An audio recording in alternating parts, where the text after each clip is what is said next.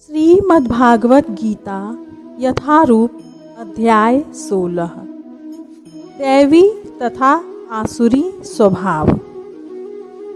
भगवान ने कहा, हे भरत पुत्र, निर्भयता, आत्मशुद्धि, आध्यात्मिक ज्ञान का अनुशीलन, दान, आत्मसंयम, यज्ञपरायणता, वेदाध्ययन, तपस्या, सरलता, अहिंसा, सत्यता, क्रोध विहीनता, त्याग, शांति,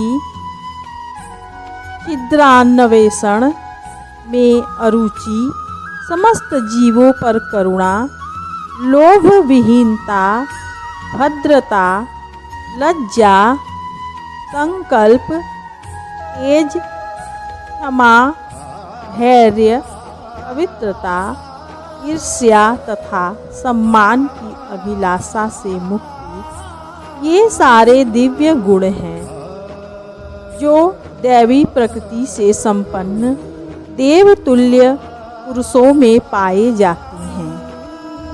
हे पृथापुत्र, दंभ, दर्प, अभिमान, क्रोध, कठोरता तथा अज्ञान, ये आसुरी स्वभाव वालों के गुण हैं। दिव्य गुण मोक्ष के लिए अनुकूल है और आसुरी गुण बंधन दिलाने के लिए हैं। हे पांडु पुत्र, तुम चिंता मत करो, क्योंकि तुम दैवी गुणों से युक्त होकर जन्मे हो। हे पृथापुत्र, इस संसार में सृजित प्राणी दो प्रकार के हैं, दैवी तथा आसुरी। मैं पहले ही विस्तार से तुम्हें दैवी गुण बतला चुका हूँ। अब मुझसे आसुरी गुणों के विषय में सुनो। जो आसुरी हैं वे यह नहीं जानते कि क्या करना चाहिए और क्या नहीं करना चाहिए। उनमें न तो पवित्रता, न उचित आचरण और न ही सत्य पाया जाता है। वे कहते हैं कि यह जगत मिथ्या है, इसका कोई आधार नहीं है और इसका नियमन किसी ईश्वर द्वारा नहीं होता। उनका कहना है कि यह काम इच्छा से उत्पन्न होता है और काम के अतिरिक्त कोई अन्य कारण नहीं है। ऐसे निष्कर्षों का अनुगमन करते हुए आसुरी लोग, जिन्होंने आत्मज्ञान खो दिया है और जो बुद्धिहीन हैं, ऐसे अनुपयोगी एवं भयावह कार्यों में प्रवृत्त होते हैं जो संसार का विनाश करने के लिए होता है।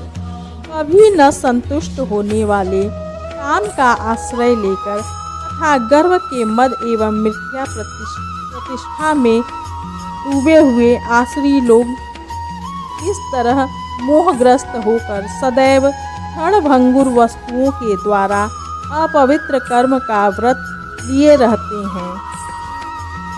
उनका विश्वास है कि इंद्रियों की तुष्टि ही मानव सभ्यता की मूल आवश्यकता है। इस प्रकार मरण काल तक उनको अपार चिंता होती रहती है।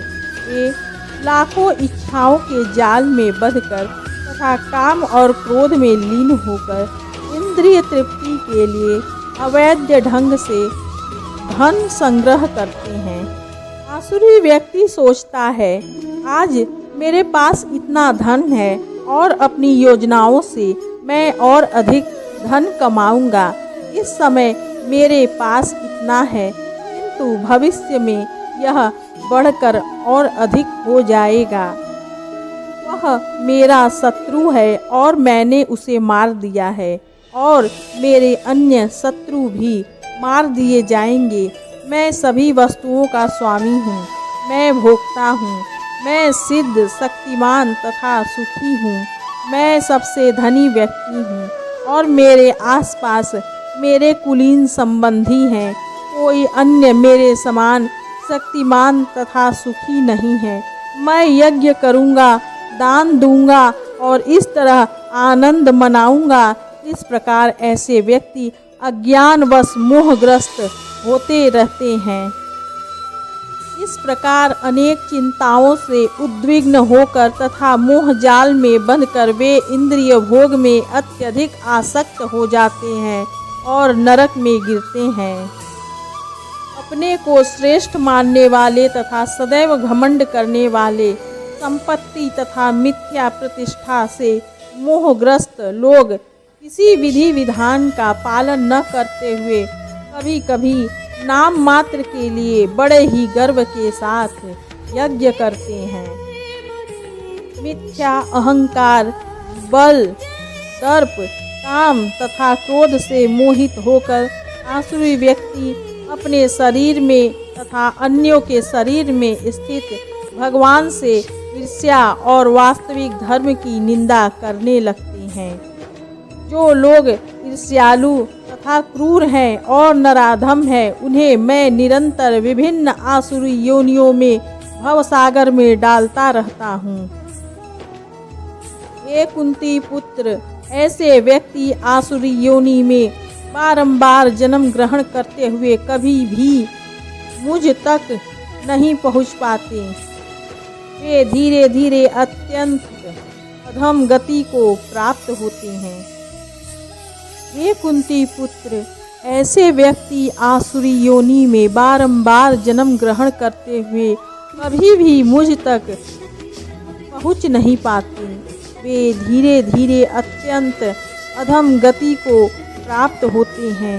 इस नरक के 3 द्वार हैं, काम, क्रोध तथा लोभ। प्रत्येक बुद्धिमान व्यक्ति को चाहिए कि इन्हें त्याग दे, क्योंकि इनसे आत्मा का पतन होता है। हे कुंती पुत्र, जो व्यक्ति इन तीनों नरक द्वारों से बच पाता है वह आत्म साक्षात्कार के लिए कल्याणकारी कार्य करता है और इस प्रकार क्रमशः परम गति को प्राप्त होता है। जो शास्त्रों के आदेशों की अवहेलना करता है और मनमाने ढंग से कार्य करता है, उसे न तो सिद्धि, न सुख, न ही परम गति की प्राप्ति हो पाती है। अतएव मनुष्य को यह जानना चाहिए, शास्त्रों के विधान के अनुसार क्या कर्तव्य है और क्या अकर्तव्य है। उसे ऐसे विधि विधानों को जानकर कर्म करना चाहिए जिससे वह क्रमशः ऊपर उठ सके। ओम श्री परमात्मने नमः। श्री कृष्ण समर्पणमस्तु।